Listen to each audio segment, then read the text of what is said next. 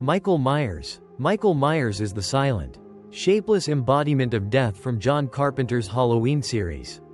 He's not a man. He's not even a monster in the traditional sense. He's the absence of everything, a human-shaped vacancy that just keeps walking forward. Every step he takes is the sound of inevitability. Michael doesn't chase, he simply exists closer to you now than he did a second ago. That's his power. He's a cosmic joke about how death isn't fast, it's patient. When Carpenter called him the Shape, that wasn't artsy pretension, it was prophecy. He's what's left when the soul clocks out early. No pain, no rage, just momentum. You could stab him, shoot him, burn him alive, and all you've done is make him slightly warmer. He's not fueled by hate, he's powered by the vacuum of it. The dude's cardio routine is the collapse of empathy. And yet, people project everything onto him: childhood trauma, evil DNA, cult conspiracies. Humans can't stand a blank surface, so we paint our fears across it. Michael doesn't speak because language is for beings that want to connect. He's beyond that. He's the scream under the bed. Stripped of vocabulary, he's the creeping suspicion that your death has already been scheduled, and the only thing left to do is figure out what you'll be wearing. Watching him move is like watching your shadow step out of sync. That mask isn't emotionless, it's worse. It's undefined, and somehow, that's scarier than a demon with glowing eyes. Because Michael doesn't care about damnation. He just wants the room quiet again. Laurie Strode. Laurie Strode is the final girl. The survivor. The perpetual target of destiny's dull knife. Laurie isn't heroic because she fights back, she's heroic because she keeps waking up. Every Halloween sequel is an intervention where the universe reminds her, you can't heal from something that never stops happening. She's a woman stitched together with adrenaline and insomnia. Trauma congealed into a lifestyle brand. At first, she's just a bookish babysitter with good instincts and a sweater that could stop a bullet. Then, across 40 years, she becomes the physical embodiment of paranoia, booby traps, shotguns, and 1,000-yard stare sharp enough to shave steel. She doesn't survive because she's pure, she survives because she's ready. Laurie is the anti-final girl cliché. The virgin trope evolved into a war veteran with PTSD and homemade flamethrowers. And that's the horror, isn't it? She wins, but there's no prize. You beat the boogeyman, and your trophy is a lifetime of shaking hands and reinforced doors. Laurie isn't free, she's just more organized in her fear. The myth says she and Michael are yin and yang, predator and prey, but no, she's the echo of his silence. Every scream she lets out fills the space he emptied. They're orbiting each other, endlessly, like trauma's worst romantic comedy. At some point, Laurie stopped fighting him and started fighting the idea that he means something. She doesn't want closure, she wants to stop giving him narrative power. But it's too late. The franchise is a haunted loop, and she's the metronome keeping time while the Shape dances. Laurie Strode doesn't kill Michael. She kills the illusion that you ever get to move on. Dr. Samuel Loomis. Dr. Samuel Loomis is Michael's psychiatrist, prophet, and personal town crier of doom. He's the man who looked into the abyss and decided to keep yelling at it. Loomis doesn't treat Michael, he warns everyone else about him. For decades, loudly, passionately, like a preacher whose congregation refuses to believe in the devil even as the church is on fire. Every time he appears, he's basically screaming, "I told you so," into the apocalypse. There's this moment where you realize Loomis isn't chasing Michael to stop him anymore. He's chasing him to justify his own obsession. He's become addicted to the myth he helped narrate. The doctor and the patient are mirrors, both unstoppable, both hollowed out by purpose. The difference is that Michael's silence is terrifying, Loomis's noise is tragic. And good God, the man's dialogue is Shakespeare filtered through a nervous breakdown. I met this 6-year-old child with the blank, pale, emotionless face. You can practically feel the cigarette smoke curling around the words. He doesn't describe Michael, he performs him like a ghost story in a thunderstorm. Every line he delivers sounds like it was written by someone in love with the end of the world. But here's the cruel irony. Loomis is supposed to be the voice of reason. Yet he's the most unhinged person in Haddonfield. He pulls guns on shadows, screams at walls, drives like his steering wheel owes him money. The longer he lives, the less, doctor, he he becomes, and the more doomsday prophet with a revolver he turns into. The town treats him like a crazy old man, but maybe that's because he's the only one paying attention. If Michael is death, Loomis is the sound of someone trying to stop death with words. He's what it looks like when knowledge becomes futility. You can warn people about the monster all you want, but at some point, you start to sound like part of the legend yourself. Haddonfield. Haddonfield is the town that keeps pretending it's fine. On paper, it's every American suburb's brochure photo: quiet streets, swing sets, autumn leaves performing their annual suicide. But underneath, it's a pressure cooker of denial wrapped in maple-scented normalcy. Haddonfield isn't cursed, it's complicit. The people there aren't victims of Michael Myers, they're his enablers.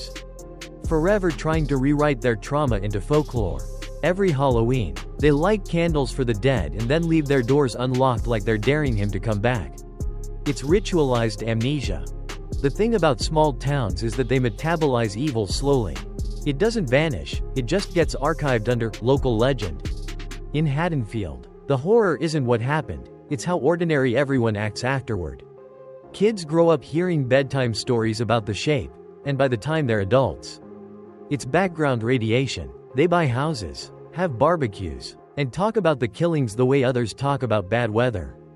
Michael isn't haunting them anymore, he's become their civic mascot. The cops are useless because they treat him like an escaped rumor. The media comes in, leaves, and the leaves fall again. And every few decades, the killings restart like a software update nobody asked for. Haddonfield keeps rebooting its denial.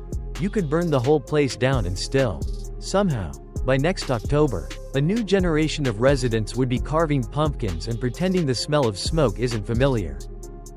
Haddonfield is America's face in the mirror, smiling. Suburban, pretending it doesn't see the knife behind it. Because deep down, maybe it likes the fear. It gives them identity. Without Michael, Haddonfield is just another street. With him, it's a myth. And myths don't die, they respawn. Every town has ghosts. Haddonfield just gave theirs a name. A mask. And an annual holiday. He mask. The mask is a pale, blank face that accidentally became the world's favorite Rorschach test for fear. Originally, just a Captain Kirk mask spray painted white. A cheap, rubber impulse buy turned into the most effective symbol of emptiness ever made. You could write an entire thesis called William Shatner and the Birth of the Void. The mask doesn't express evil, it erases it. It says, whatever you think I am, you're probably right. It's horror's most efficient trick. Show the audience a mirror that doesn't blink. Think about what happens when Michael puts it on. He's not disguising himself, he's transforming into something beyond identity. He's leaving the human contract. The face behind the face. The silence behind the scream. Every killer after him, ghost face. Jason, that one clown from your recurring nightmares, owes him royalties. The mask is the death of individuality. The pure aesthetic of fear. Smooth, featureless. The visual equivalent of a brain shutting off its empathy switch. It's also weirdly tragic. Because that mask is all he's got left. It's his one act of self-expression. When people take it off, he gets angry, not because he's shy, but because they're trying to make him something again. Something with eyes and emotions and maybe, God forbid, guilt. No, thank you. The mask is his uniform, his boundary, his freedom. And yet the audience projects everything into it: rage, grief, childhood trauma, supernatural possession. Everyone wants to solve it. But it's not a puzzle. It's a reflection. You don't see Michael when you look at that mask. You see whatever part of you you've been pretending doesn't exist. The blankness doesn't hide horror, it summons it. The best monsters don't show you their faces. They show you yours. And this one? It's wearing yours right now. Somewhere, under the streetlights, waiting for you to turn your head and finally understand that emptiness isn't absence, it's appetite. The knife. The knife is not just a weapon, it's punctuation. A full stop at the end of every sentence Michael Myers doesn't say. It's so banal, isn't it? Not a cursed blade. Not some ritual dagger blessed by witches. Just a kitchen knife. The kind your mother used to cut apples. The kind you used to spread butter. Ordinary. Domestic. Stainless steel. The perfect murder weapon precisely because it's so boring. The knife isn't special, it's accessible. That's the terror. Evil doesn't need exotic tools. It just needs reach. Watch how he holds it, arm raised. Blade gleaming under the porch light. It's not rage, it's rhythm. Every stabbing motion is a conductor's cue, leading a symphony of panic. There's no excess, no frenzy, just this terrible grace, like he's cutting away reality piece by piece. The blade doesn't slash, it edits. And every cut removes another illusion: safety, sanity, suburbia. The thing people forget is that the knife isn't about blood. It's about control. Guns are loud, messy, impersonal. The knife is intimate. You have to get close. You have to smell them. Feel the warmth leave them. Michael doesn't kill for pleasure. He kills because the act of killing is the only language he speaks. The knife is his vocabulary. Each wound is a word in a sentence that ends with you. And maybe, just maybe, the knife is us. The extension of every small, silent violence we perform every day. The lies, the apathy, the cruelty that doesn't need a blade to cut deep. Michael's knife is civilization's mirror, sharp, clean, and so very normal. He's not inventing horror, he's reflecting it. Because, in the end, the scariest thing about the knife isn't what it does. It's where it came from. Right there, in your kitchen drawer, waiting. The shape is what happens when evil gives up on metaphors and just starts walking. That's the name Carpenter used in the script, the shape.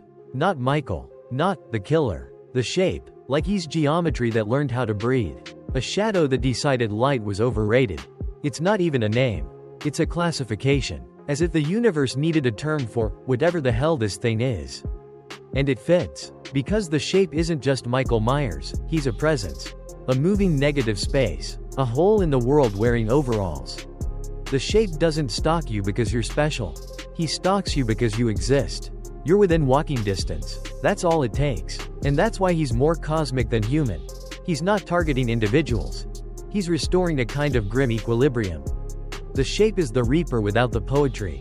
The death drive with a driver's license. He's entropy with a pulse.